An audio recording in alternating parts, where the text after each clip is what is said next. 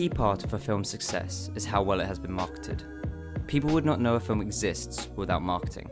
When a film goes into production, it needs to be advertised like any other product and get an audience excited to go see it. The key to a film's success is how well it has been marketed.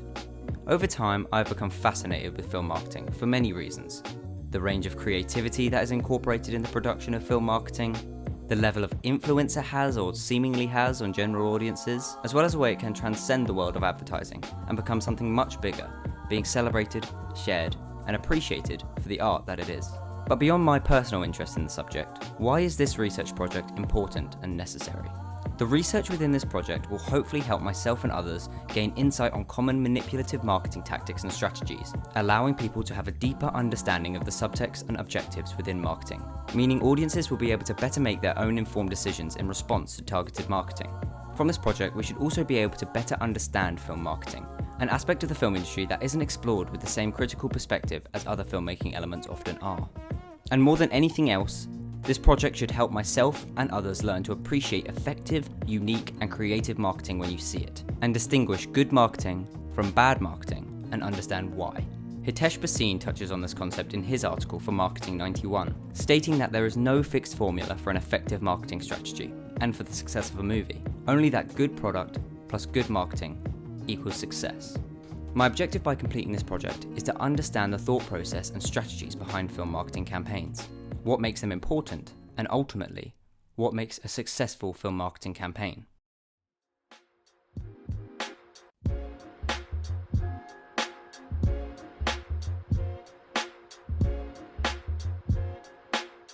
I believe it's important before I present my thoughts that I establish exactly what I will be looking for in the project. I'm just one person. There's no way I can look into every single film marketing campaign throughout history and compare them all to find out what is similar or dissimilar between them. However, I will be supporting some of my arguments by directly comparing some films and their marketing campaigns to see where they might have gone wrong or right. It is also necessary that I am clear about what I mean when I use the terms successful and film marketing. Leading up to this project, I spent a lot of time reading about what success is. What does it mean? It may seem obvious, but success can mean so many different things depending on the context you use it in. For example, is a film marketing campaign considered a success if the film ends up making a lot of money? Or is it a success if its marketing is visually impressive? Is it considered successful if the film's poster has no spelling errors? In Paul Bassey's book, Brick by Brick, Success in Business and Life, he shared his perspective on what the meaning of success truly is. He writes, "People get a lot wrong about success. They think it's about money, when that's only a measure of success or the means to a more meaningful end. They think it should be judged against the achievements of other people or someone else's definition of success." Catherine Palin Brinkworth also provided a fresh perspective on the concept of success in her book, What is Success? Brinkworth believes that the number one secret ingredient to finding success is to identify your goals and priorities. It became clear to me that there is no singular answer as to what makes something a success or successful. So in order to find answers to my research question, I was going to have to make some changes to my thought process. In order to decide whether a film's marketing was a success, I had to highlight what I believe to be, or believed should be, the individual goals of a film's marketing department when creating the rollout campaign for a film. To do this, I've tried my best to disassociate the film marketing from the film itself. This may sound odd to separate the context away from the marketing, but after my research into film marketing campaigns, I found that there really should be no responsibility for a film's financial or critical success left down to its marketing department. There are many films with fantastic marketing campaigns which end up making no money or getting hated by critics, and there are plenty of terrible, cheap, and formulaic marketing campaigns for films that end up making a lot of money or getting great reviews. I found that there are too many variables in the response to a film, which means that really any kind of prediction on how a film is going to perform based solely from its marketing alone is extremely difficult.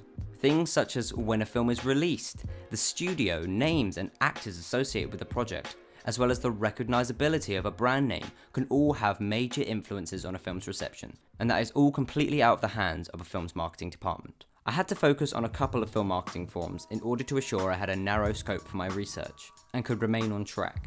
I picked trailers and posters because they, especially trailers, are arguably the most important, influential, and noticeable forms of film marketing, as well as the fact they are both personally most interesting to me as they employ creative practices in order to sell a film. An article for the Journal of Retailing and Consumer Services emphasizes the importance of film trailers specifically, Trailers are so important to film marketers that they will spend significant amounts of money to have their trailer placed in the time slot just before the start of a summer blockbuster. If a film triumphs in its opening week, a good trailer will have played a significant role in its success. So concluding this section, what can we assume the objectives and ambitions of the average film marketing department should be?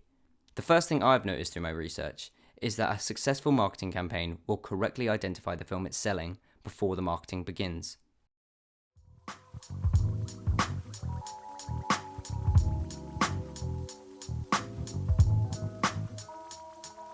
Marketers need to understand what the film is that they're selling.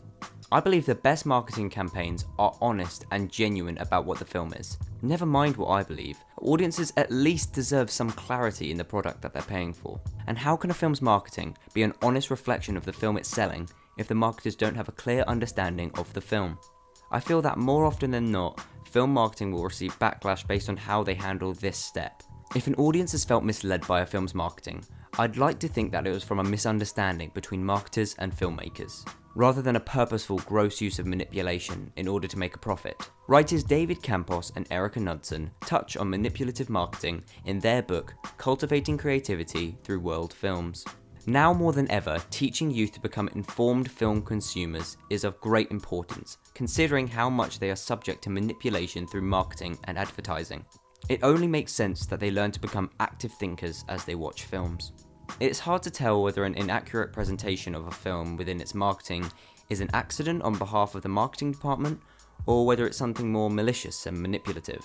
After all, marketers are professionals and have an understanding of what audiences want to see. It would not be too outrageous to assume that sometimes, by their own accord or pushed by the studio, they present a different film in their marketing due to a lack of faith in the project. Unfortunately, that aspect of film marketing will more often than not be entirely speculative, as no studio or marketing department is going to openly admit to lying and manipulating their audience. The closest thing that I could find to a studio admitting fault in its misleading marketing was J.J. Abrams' comments on the marketing for his film, Star Trek Into Darkness. Because the film is set in the Star Trek universe, before the film's release, fans were already able to speculate what stories and characters they may be covering in the film adaptations. Many had speculated that Benedict Cumberbatch would be playing the iconic Star Trek villain Khan.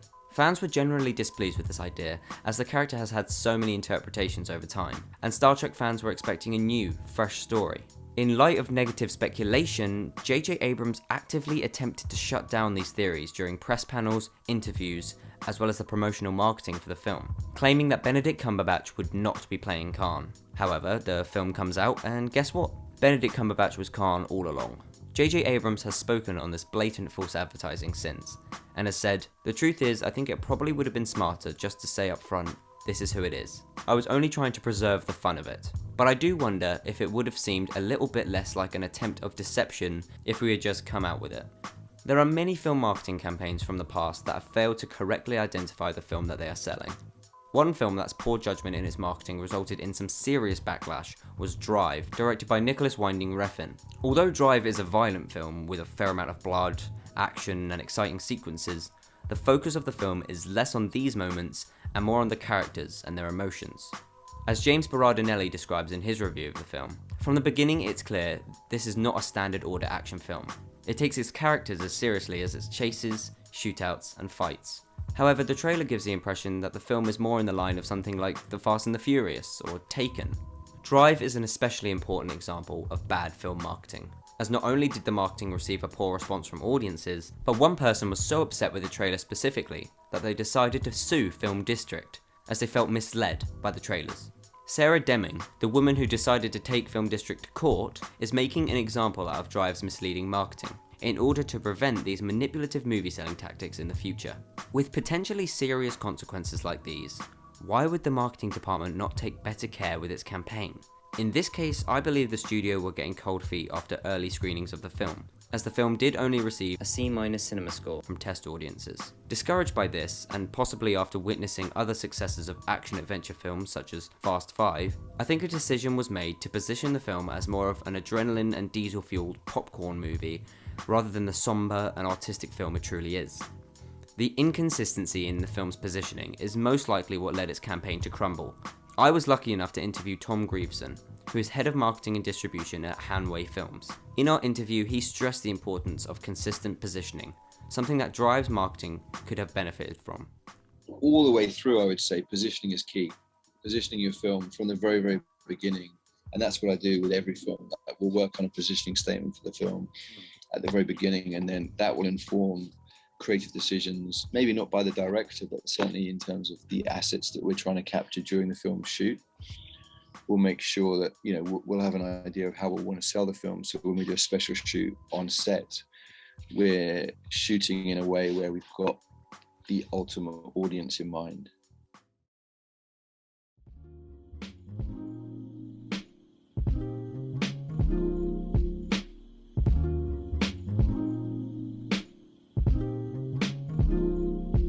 Marketers need to identify who their audience is and cater the marketing towards them. This means tackling marketing in ways strategically depending on what kind of audience they are attempting to appeal to. This could include the way in which a trailer is edited or compiled, the way a poster is designed, the publicity the actors and directors do, etc. When I think of film marketing that is perfectly catered to its ideal audience, I feel an obvious choice is Suicide Squad from 2016. Say what you want about the film itself, but the marketing for the film was so huge at the time, and I think it was a major contributor in the film's commercial success and pop culture influence. The trailers specifically were so beloved and celebrated at the time of its release, and I can personally vouch for the effect of its marketing at the time, as I was its target audience. This kind of film was appealing to teenagers aged 13 to 18, and at the time of its release I was 16. The peppy trailers with a packed soundtrack full of iconic songs, as well as new songs by popular artists of the time, the slow and steady reveal of its cast and characters to be featured, all worked to build a frankly unbelievable amount of excitement for the film, landing high spots on Variety, Rolling Stone, and Business Insider's most anticipated films of 2016 lists.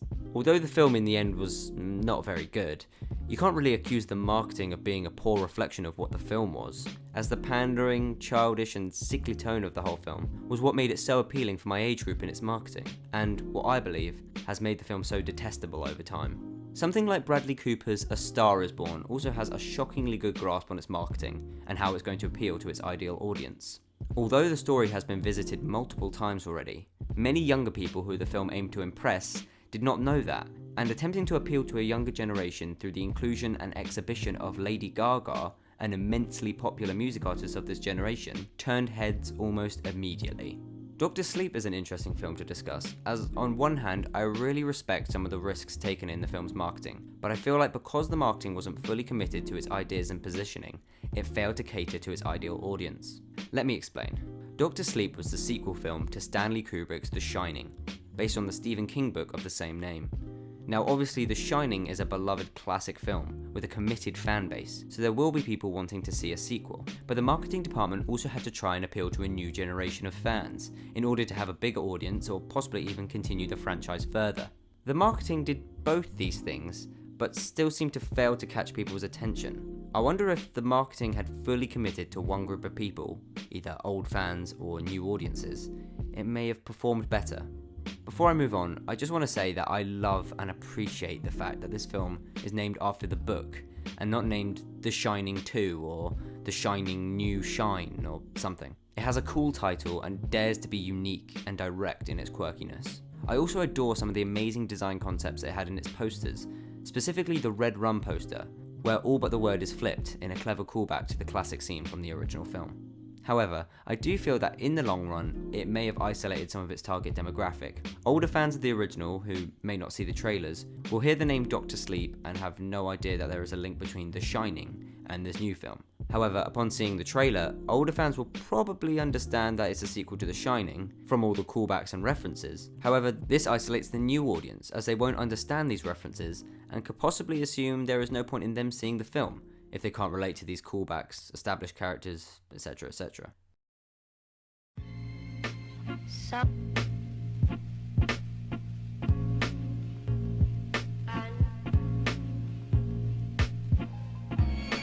Creativity and risk will make for a more interesting campaign. Creativity is the oxygen in marketing. It's important in all aspects. From how we understand and collaborate with people who use our categories, to making sense of brand challenges, and coming up with memorable solutions which will build our brands, as well as leading a sale. Originality is key to allowing your business to stand out from your competitors. Doing something unique and different is one of the best ways to capture attention of your customers and potential customers. Additionally, original ideas are far more memorable. Not only will consumers pay more attention to your marketing, but they are likely to remember your brand and your products for longer. The benefit with working in a creative manner is once the film marketing or performance of the film is out of the hands of marketers, executives, and artists, you can still look back with respect for the art and work created in service of the film. There are many posters and trailers that remain popular long after the release of the film is accompanying, because of the risks and creative decisions made in the process of the creation of the marketing campaign. It's also interesting, as if a film performs well, it can posthumously perform well on the marketing. For example, because Pulp Fiction is such a great and beloved film, the poster for Pulp Fiction, the music from Pulp Fiction, even the costumes and makeup from Pulp Fiction are all still relevant in popular culture. This is why you'll see posters on bedroom walls and people dressing up as the characters for parties. Although this primarily serves as a way of making the film iconic, it can also help retain its success as it encourages discussion and appreciation for the product. At the end of the day, film marketing is an art, or at least I believe film marketing can be considered art. An art that tries new things, turns genres and art formalities on its head, and takes risks in its presentation will always be infinitely more interesting to me, and I assume many other people. Some films prioritize their creative marketing so heavily that the entire investment in the film's story relies on the believability of its marketing. The Blair Witch Project was revolutionary in the way it marketed itself. The whole concept for the story, structure, and style behind the Blair Witch Project was based on the fact that the film had such a small budget. The distributors of the Blair Witch Project used ancillary media methods, including a detailed website that immersed the browser in the mythology of the film. The marketing became a huge part of making the Blair Witch Project the phenomenon it was in 1999. The interactive nature of the marketing meant that a large audience had found the film even before its release, and due to the nature of the open ending and only small hints at the mythology within the film, audiences were also likely to return to the website after viewing the film. Their dissemination of material about the film caused word of mouth to spread, and The Blair Witch became a movie that needed to be discovered by people. So if this is the case, why are there so many examples of unique and exciting forms of creative marketing that have not excited people enough to see a film? Although I've said before that in my research here, I'm considering the importance and influence of a film's marketing out of the context of the actual film it's accompanying, surely if a film's marketing is so great and everyone is so floored by it, they would be enticed enough to go and see the film. Well, evidently not. Although it's technically not marketing per se, the most effective contributor to selling films these days are two things: brand recognition and name recognition, which can both be heavily relied on within film marketing. Brands such as Marvel, Disney, Pixar, DC, Fast and Furious, Minions, Jurassic Park, Harry Potter will always make money as they have worked just as hard to establish themselves as a brand and a household name as they have at creating a good film. There are many reasons as to why a brand name could have so much control over audiences. The most obvious could be comfort. The thought process of, well, I liked this thing and this thing is similar or under the same name or made by the same people, so I'll probably like this thing too. It's also important to remember the bigger the household name, the bigger the spread of word of mouth. According to Nielsen's latest Global Trust in Advertising report, which surveyed more than 28,000 internet respondents in 56 countries, 92% of consumers around the world say they trust earned media such as recommendation from friends and family above all other forms of advertising.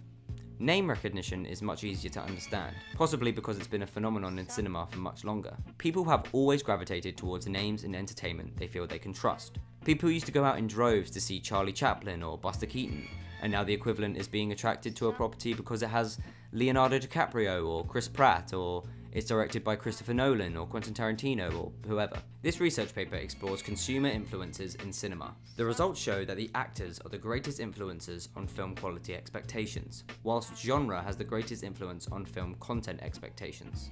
Hammering back the point of creativity in marketing, Tom believes there is more to displaying a household name than just the use of it alone. There is an argument that if you've got a big star in the film, people will probably click on it and watch it no matter what. I mean, obviously, I do marketing, so I'd like to think that how we present that actor is gonna contribute to it. And I'm definitely going to be biased in saying, yeah, materials are very important in reaching an audience, and you know, materials ultimately complement how you're positioning the film. So if you're wanting to go after a horror audience, you want to have materials that have the jumps that make it that can help sell a concept in the horror. or whatever it may be. Like we work on some films that maybe don't have big cast. In fact, I'm working on right now. It doesn't have a massive cast, but there's a really cool concept in it. So it's like, how do you bring that concept alive? Creative.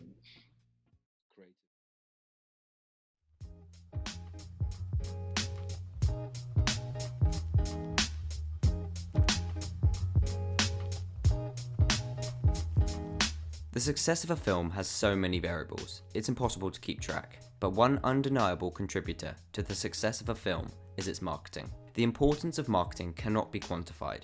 It is a monumental step in getting a film seen. That being said, there are clear do's and don'ts in film marketing. And from my research, I can say confidently now that I know at least a few key factors in ensuring marketing campaigns' immediate or gradual success. Firstly, in all aspects of a film's marketing campaign, the people responsible should always be honest about the product they're selling. If you're going to be pushed into purchasing a product, it only makes sense that you witness an honest depiction of what you'll possibly invest your time and money into. In the case of film marketing, this means representing your film truthfully through its marketing. Whether or not this is the best strategy to sell the film, it is a basic right that consumers are given all the information in order to make their own decisions with the entertainment they gravitate towards. To be honest in film marketing, the marketing team must know the ins and outs of the film they are selling.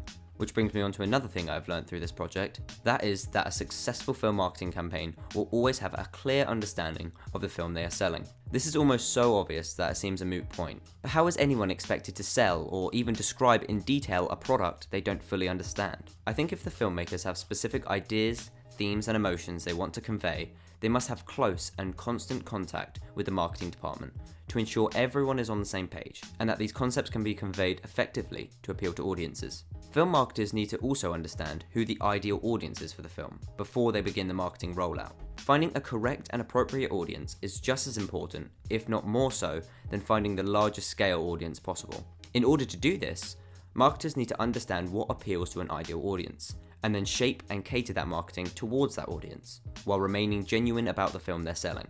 And finally, I believe that boldness, creativity, and risk within film marketing will always pay off in one form or another. It is understandable that film marketers may play it safe and predictable when creating a campaign for a film. If they have a formula they know works, they may believe it's not worth the risk of isolating audiences.